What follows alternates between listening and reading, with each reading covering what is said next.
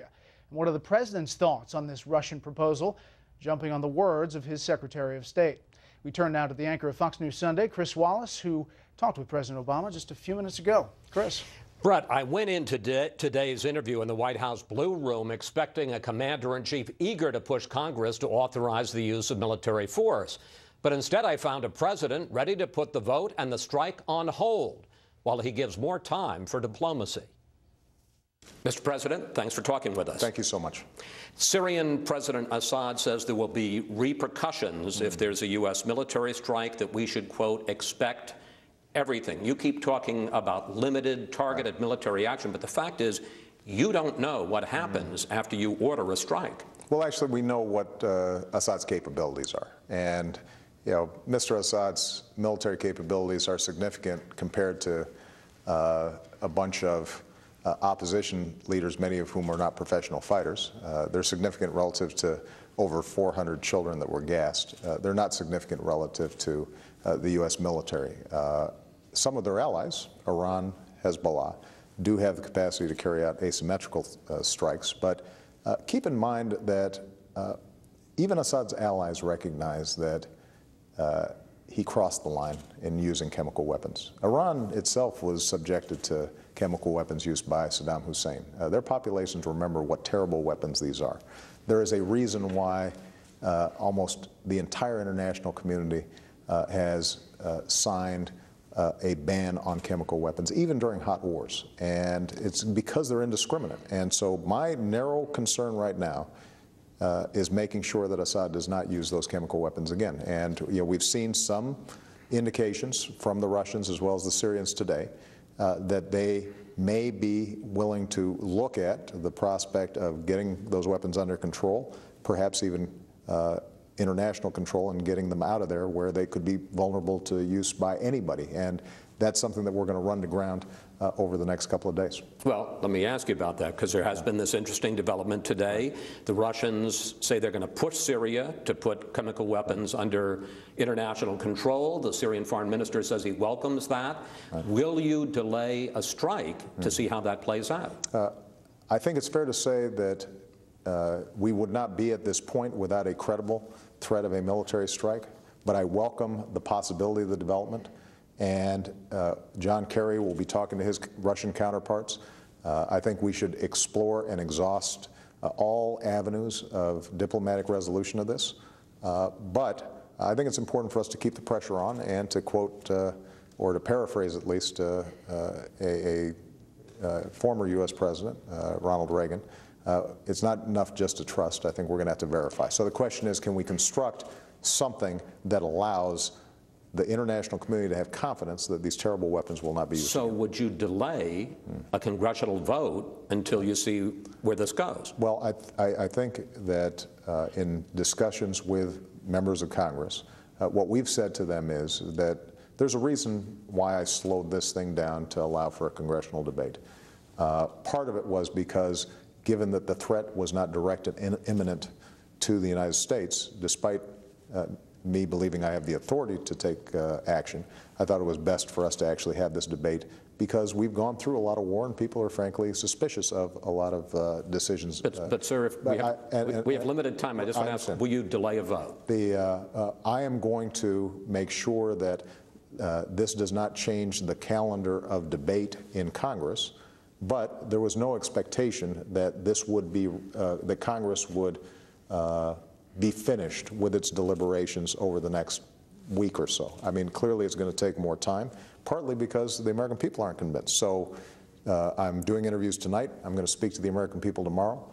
A debate will begin in Congress over the next several days. But you think that's going to go over a couple of weeks? I do believe that it's going to take some time. But look, you know, Chris, you guys have polls and you do head counts, and right now, the American people are not persuaded. Right now, members of Congress who are just getting back still have questions. So we're going to have time to have a good deliberation in Congress. We will pursue this diplomatic track. I fervently hope that this can be resolved in a non-military way. But I think it is important for us not to let the pedal off the metal when it comes to making sure that they understand we mean what we say about these international bans on chemical weapons. Had you discussed this when you were in St. Petersburg with President Putin, the idea of Russia intervening to try to get them to turn over their chemical weapons? Or do you worry that this could be the Russians, and they have a history of this, trying to throw a monkey wrench into this whole process? I did discuss this with President Putin. This is something that is not new. I'd been discussing this with President Putin for some time now. The last time we were at a G20 meeting in Los Cabos last year, I suggested the need for the United States and Russia to work together to deal with this particular problem. It doesn't solve the underlying Syrian conflict, but if we can solve this chemical weapons issue, which is a threat to us and the world, then it does potentially lay the groundwork for further discussions around how you can bring about a political settlement inside of Syria that would provide relief to people who right now are being displaced or killed on almost a continuing basis. Would you set some kind of a deadline or a time frame for the Syrians to turn over their chemical weapons? You're not going to let this go on for months. No. So I think that we should be able to get a fairly rapid sense of how serious they are. We have the UN inspectors are going to be issuing a report fairly soon, I think in parallel with some of the debate that's taking place in Congress. We are going to be immediately talking to the Russians and looking for some actual language that they might be proposing. The UN Secretary General has expressed an interest in working with us on this, and so we'll put this on a fast track.